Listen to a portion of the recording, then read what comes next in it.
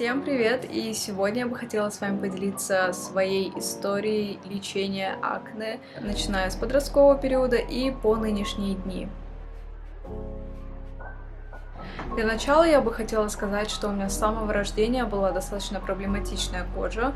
Я родилась с экземой, и в дальнейшем, конечно же, ее вылечили, но, несмотря на это, чувствительность и раздражительность остались. Высыпания на лице у меня появились в возрасте 15-16 лет. В основном они появлялись у меня на лбу, на носу и на подбородке, то есть на Т-зоне. Не знаю почему, но я особо не придавала этому никакого значения.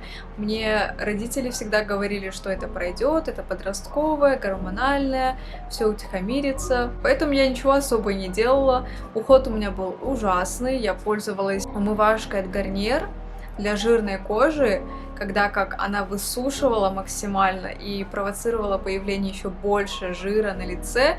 Но я все это не учитывала, а зря, потому что потом они начали появляться уже по всему лицу. К слову, у меня было два пика появления акне, высыпаний на лице.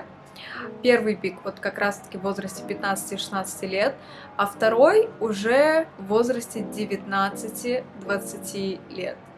Как раз-таки о втором своем пике появления акне я бы хотела с вами поделиться, поскольку именно в этот период я начала более-менее серьезно относиться к этой проблеме. Само собой, у всех бывают разные причины появления акне, но что я для себя поняла, у меня просто все суммировалось с годами. То, что я в подростковом возрасте не обратила внимания, думая, что все пройдет со временем, не прошло. Вот, это и сказалось в будущем. В начале второго курса, то есть в 2019 году, у меня кожа была очень хорошая, она более-менее оправилась от подростковых всплесков, но затем в сентябре-октябре у меня появилось увлечение к макияжу, я начала активно загружать в Инстаграм различные туториалы, фотки, пробовать новые виды макияжа, и это сказалось на состоянии моего лица.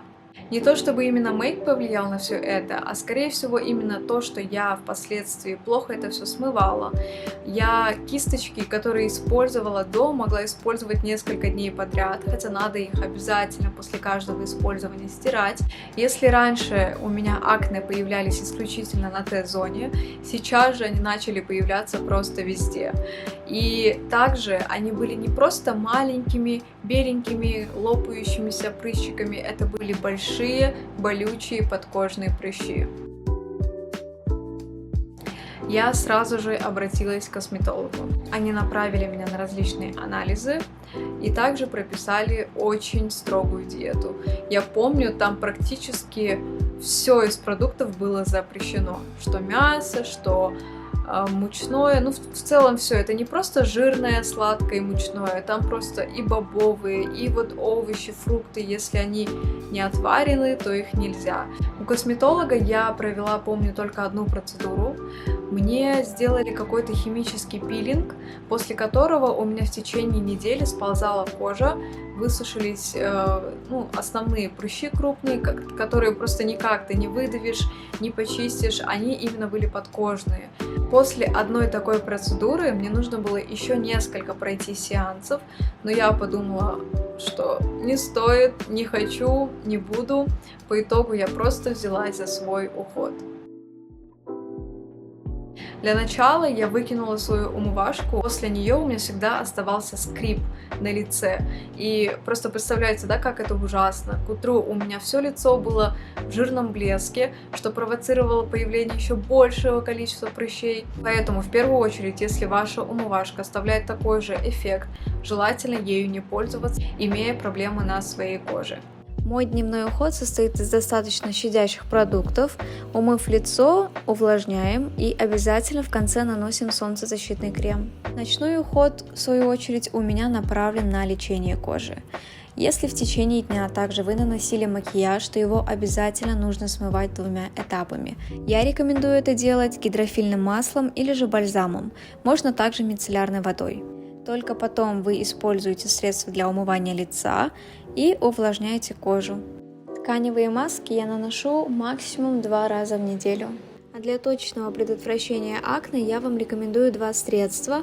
Одно из них это Nature Republic, и второе, самое стандартное, масло чайного дерева. По поводу своего питания я не могу сказать, что я себя как-то ограничивала. Я все так же продолжала потреблять сладкое, мучное, жирное. Конечно же, это вредно для здоровья, но это никак не сказывалось на состоянии моего лица. Единственное, что я помню, я сократила количество потребления молочных продуктов, яйца, вот это все мне в какой-то момент стало противно есть. По-моему, это было не на фоне того, что я хотела как-то вылечить свою кожу лица, а именно потому, что я посмотрела какую-то документалку о ненадобности потребления молочных продуктов. В этом я нашла какой-то свой смысл и сократила. Как вы могли заметить, основным фактором, который повлиял на мою кожу, был мой уход. Хоть на моем лице сейчас есть макияж, рельеф в целом заметен. Вы можете видеть, что есть у меня на некоторых участках прыщики, но в целом у меня состояние лица улучшилось. Большое спасибо, что остались до конца этого видео. Я надеюсь, оно было для вас полезным.